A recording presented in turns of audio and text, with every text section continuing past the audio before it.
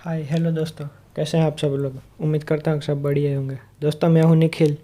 मैं आपका अपनी अष्टांग आयु चैनल पर फिर से एक बार स्वागत करता हूँ। दोस्तों आज का हमारा टॉपिक होने वाला है कि आयुर्वेद के हिसाब से हमें हमारी दिनचर्या कैसी जीनी चाहिए, यानी कि डे रूटीन हमारा कैसा होना चाहिए अकॉर्डिंग टू आयुर्वेद। दोस्तों प्लीज़ आप ये वीडियो लास्ट तक देखते रहिएगा। अगर पसंद आए तो लाइक, सब्सक्राइब और शेयर ज़रूर करना।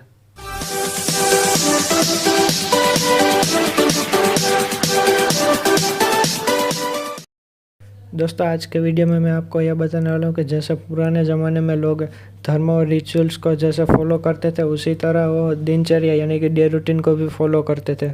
वो कम से कम बीमार होते थे। उसका एक रीज़न ये भी है कि वो दिनचर्या यानी कि डे रूटीन को फॉलो करते थे। तो मैं यही बताने वाला हूँ कि आयुर्वेद में निरोगी रहना है तो उसके डे रूटीन में क्या क्या फेरफार होने चाहिए और क्या बदलाव होने चाहिए। तो बस मैं आज के वीडियो में आपको यही बताने वाला हूँ कि डे रूटीन हमारा अकॉर्डिंग टू आयुर्वेद कैसा होना चाहिए। तो प्लीज़ पसंद आए तो लाइक करें, सब्सक्राइब करें और शेयर करें और लास्ट तक देखते रहिए। अभी हम आयुर्वेद के हिसाब से देखेंगे कि मॉर्निंग टाइम में हमें कब वेकअप करना है, यानी कि जागना है नींद से। आयुर्वेद में सुबह उठने का समय बताया गया है कि ब्रह्म मुहूर्त उत्तिष्ठेत स्वस्थ रक्षार्थम आयुषः। मैं अभी इसका आपको इन डिटेल बताता हूँ। तो अभी यहाँ पर ऐसा बताया गया है कि ब्रह्म मुहूर्त यानी कि सनराइज से पहले की 45 मिनट्स यानी कि अप्रॉक्स 4:30 AM तभी हमें उठना चाहिए। और ऐसा बताया गया है कि तभी उठकर हमें ज़्यादा पढ़ना चाहिए, क्योंकि उस वक्त हमारे ज्ञानेंद्रिय यानी कि मन जो होता है वो बहुत ही शक्तिशाली होता है। तभी ज़्यादा पावर होती है हमारे मन में ज्ञान ग्रहण करने की। इसलिए हमें सुबह उठकर जल्दी पढ़ने के लिए कहते हैं। अभी सुबह उठने के बाद सबसे पहले जो काम है वो क्लींजिंग यानी कि हमारी बॉडी को क्लीन करना यानी कि दातुन करना नहीं। यह यहाँ पर यह क्लींजिंग का मतलब है शरीर चिंता निर्वर्त कुर्त शौच विधि स्तः। यह भी मैं आपको डिटेल में बताऊंगा। यह श्लोक का यह मतलब होता है कि हमें उठने के बाद हमें सबसे पहले यह सोचना है कि हमने जो खाना पिछली रात खाया था वो सबसे पहले पाचन हुआ है कि नहीं, यानी कि डाइजेस्ट हुआ है कि नहीं। यह सभी सोचने के बाद हमें टॉयलेट जाना है। अभी यहाँ पर यह बातें लिखी गई है कि हमें शौच क्रिया करते समय यानी कि टॉयलेट करते समय हमें कौन कौन सी बातें हैं वो ध्यान में रखनी चाहिए। तो सबसे पहले हेल्दी पर्सन हो तो उसको शौच करने के लिए सुबह जब जाए यानी कि मॉर्निंग में उसको उत्तर दिशा यानी कि नॉर्थ की ओर बैठना चाहिए, और दक्षिण दिशा है वो जब रात में जाए यानी कि नाइट में जाए तो उसे साउथ की ओर मुँह करके बैठना चाहिए। फिर दूसरा यहाँ पर ऐसा है कि उनको टॉयलेट करते हुए साइलेंट रहना चाहिए यानी कि मौन रहना चाहिए। हमें टॉयलेट करते हुए सिर को कपड़े से ढकना चाहिए, यानी कि हमने जो शर्ट पहना हो उसको अपने सिर से ढक लेना चाहिए। हमें किस कैसी जगह पर टॉयलेट करने के लिए नहीं जाना चाहिए वो भी यहाँ पर लिखा है। गंदे रास्ते हैं, रास्ते के बीच में पवित्र स्थान, ऐसी जगहों पर हमें शौच क्रिया करने के लिए नहीं जाना चाहिए। इसका मतलब ये है कि उस ज़माने में के लोग भी ऐसा करते थे कि वो ऐसी साफ़ सुथरी जगह पर नहीं जाने के बदले गंदे रास्ते और रास्तों के बीच में शौच क्रिया करते थे, तभी यहाँ पर ऐसा लिखा गया है। और उसके बाद यहाँ पे ऐसा लिखा गया कि कोई अगर बीमार व्यक्ति हो तो वो किसी भी समय टॉयलेट के लिए जा सकता है। शौच क्रिया करते समय हमें दूसरा काम नहीं करना चाहिए। कई लोगों को आदत होती है कि शौच क्रिया करते समय उसको फ़ोन चाहिए ही चाहिए। तो ये सभी बातें आती है शौच क्रिया यानी कि क्लींजिंग में। अभी शौच क्रिया करने के बाद सब जो क्रिया है वो टीथ क्लीनिंग यानी कि हमारे दांतों को क्लीन करना है। तो यहाँ पर अलग अलग पौधों के नाम दिए गए हैं टीथ क्लीनिंग के लिए। यहाँ पर ये सभी सारे पौधे हैं वो आयुर्वेदिक से यानी कि दातुन में उपयोग में लिए जाने वाले सभी पौधों के नाम है। मैं यहाँ पर अभी आपको उन सभी पौधों के फोटोग्राफ्स दिखाऊंगा कि कौन कौन से पौधों का उपयोग किया जाता है दातुन के लिए आयुर्वेद में। आप सभी लोग गूगल पे जाके ये सभी पौधों का नाम सर्च कर सकते हैं और वहाँ से पता लगा सकते हैं कि किस पौधे को क्या नाम दिया गया है। तो अभी हम यहाँ पर देखेंगे कि दातुन करने के लिए दातुन की जो क्वालिटीज़ होती है वो कौन कौन सी होनी चाहिए।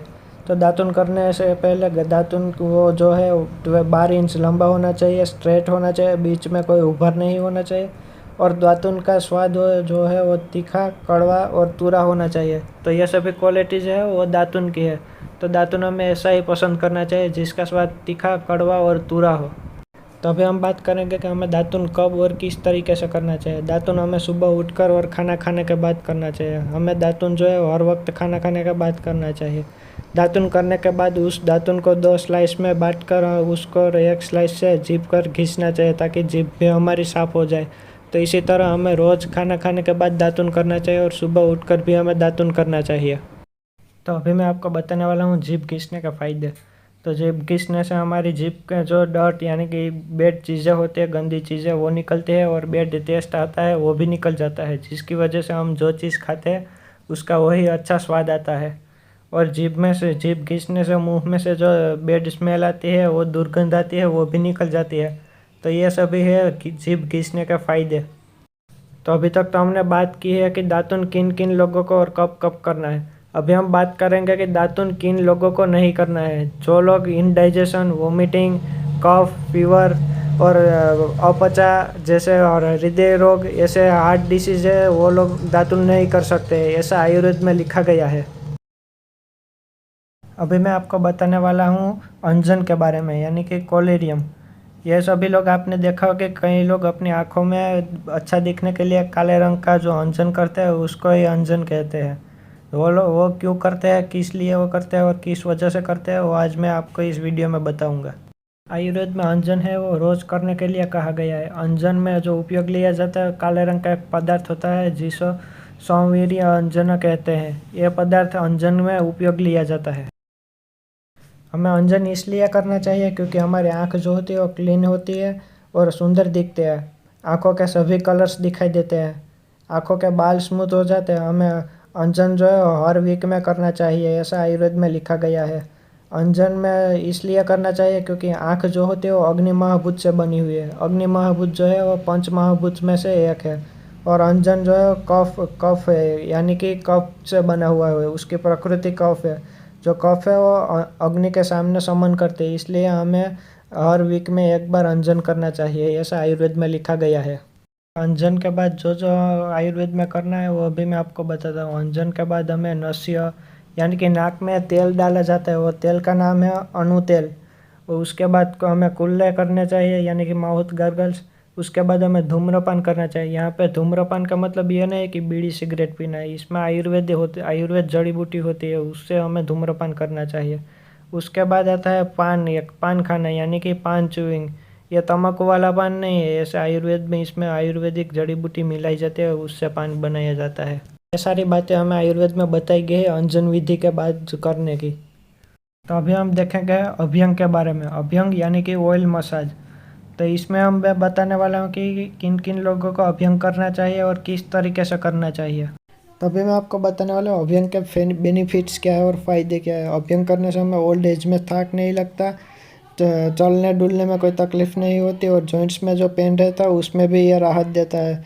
उसके साथ साथ ये आयुष्य भी बढ़ाता है और स्किन के प्रॉब्लम्स में भी राहत देता है। ये स्किन और हमारे शरीर को स्ट्रॉन्ग बनाता है।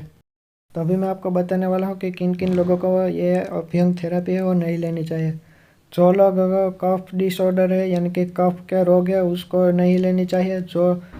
जो पेशेंट है वो शोधन थेरेपी की ट्रीटमेंट ले रहा है, उसको भी ये नहीं करना चाहिए। और जिन लोगों का इनडाइजेशन यानी कि डाइजेशन की प्रॉब्लम है, वो लोगों को ये अभ्यंग नहीं करना चाहिए। तो अभी हम बात करेंगे हेड मसाज की। हेड मसाज करने से जो फ़ायदे होते हैं उसमें सिर दर्द, गंजापन और बाल का झड़ना, ये सभी में हेड मसाज के जो है वो उत्तम यानी कि गुड क्वालिटी का माना गया है। और सभी सेंस ऑर्गन की स्ट्रेंथ भी बढ़ाता है हेड मसाज। अभी हम बात करेंगे कान में तेल डालने से क्या होगा। कान में तेल डालने से जो कम सुनाई देता है उसमें राहत होती है और कान में दर्द भी कम होता है। ये एडवांटेजेस है ईयर ड्रॉप्स के। तो अभी हम बात करेंगे फुट मसाज की, यानी कि पैरों के मसाज करने से क्या क्या फ़ायदे होते हैं। पैरों का मसाज करने से हमारे पैर जो है वो स्ट्रॉन्ग मजबूत बनते हैं, नींद और देखने की क्षमता है उसको बढ़ाते हैं और हमारे पैरों में जो क्रैक्स होते हैं उसको भी ठीक करते हैं। ये पैर मसाज के फ़ायदे हैं। अभी इन सब के बाद हम बात करेंगे व्यायाम यानी कि एक्सरसाइज के बारे में। अभी हम देखेंगे कि एक्सरसाइज करने के फ़ायदे क्या है। तो सबसे पहले तो वज़न कम होता है हमारे शरीर का, हर काम करने में एक्साइटेड रहते हैं, पाचन शक्ति को यानी कि डाइजेस्टिव पावर है वो बढ़ाता है और हमारे शरीर से फैट कम करता है और शरीर को मजबूत बनाता है, सॉलिड बनाता है शरीर को। ये सभी एडवांटेजेस यानी कि फ़ायदे हैं एक्सरसाइज करने के। अभी आता है उद्वर्तन यानी कि पाउडर मसाज। इसमें ऐसा करा जाता है कि हमारे शरीर में जो हेयर फॉलिकल्स यानी कि जो जिस डायरेक्शन में हमारे हेयर है उसके विपरीत यानी कि उसके ऑपोजिट डायरेक्शन में पाउडर से मसाज किया जाता है। यह ऊर्ध्वाधर में है। अभी सबसे लास्ट में आता है स्नान। ये सभी क्रिया होने के बाद हमें लास्ट में ही स्नान करना चाहिए। स्नान करने से जो जो फायदे है वो मैंने आपको अपनी स्क्रीन पे दिखा रखे हैं, आप पढ़ सकते हैं। स्नान हमें तभी खाने के पहले ही करना चाहिए, क्योंकि स्नान करने से बाद हमारी जो पाचन शक्ति है वो थोड़ी सी कम हो जाती है, यानी कि हमारी पेट की अग्नि है वो ठहर जाती है, यानी कि धीमी हो जाती है स्नान करने से। तो बस आज का वीडियो यहाँ तक है। अगर आप लोगों को पसंद आया तो मेरे चैनल को लाइक, सब्सक्राइब और शेयर ज़रूर करना। No one is perfect and every individual is unique. जय धन्वंतरी, जय श्री कृष्ण। इसी के साथ हम आज का वीडियो यहाँ पर ख़त्म करते हैं। और आगे ऐसे ही मज़ेदार वीडियो देखने के लिए मेरे चैनल को सब्सक्राइब कर ले और बेल आइकन को ऑन कर ले।